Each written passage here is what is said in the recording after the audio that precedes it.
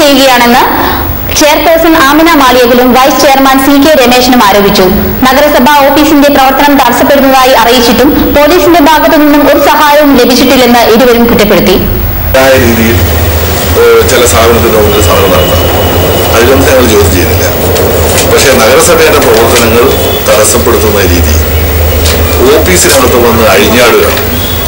ഈ അഴിഞ്ഞാട്ടം തലശ്ശേരി നഗരസഭയിലെ ജനങ്ങളോട് നടത്തുന്ന വെല്ലുവിളിയായിട്ടാണ് നമ്മൾ കാണുന്നത്. പിന്നെ ഇതുകൊണ്ടൊന്നും നഗരസഭയെടുത്തിട്ടുള്ള നിലപാടിൽ നിന്ന് ഒരു ഇഞ്ച് പോലും പുറകോട്ട് പോകുന്ന പ്രശ്നമില്ല. ഇത്തരത്തിലുള്ള ഇടപെടലിലൂടെ നഗരസഭയെടുത്തിട്ടുള്ള തീരുമാനങ്ങളിൽ നിന്ന് അല്ലെങ്കിൽ നാട്ടിലെ പൊതുജനങ്ങൾ ആഗ്രഹിക്കുന്ന നിലപാടിൽ നിന്ന് ഒരു രീതിയിലും നഗരസഭ പുറകോട്ട് പോകില്ല. നഗരസഭയുടെ തീരുമാനം വികേന്ദ്രീകൃത പ്ലാന്റ് സ്ഥാപിച്ചുകൊണ്ട് തലശ്ശേരിയിൽ ഇന്ന് അനുഭവിക്കുന്ന മാലിന്യ പ്രശ്നത്തിന് പരിഹാരം കാണുക എന്നുള്ളതാണ് നഗരസഭയുടെ തീരുമാനം.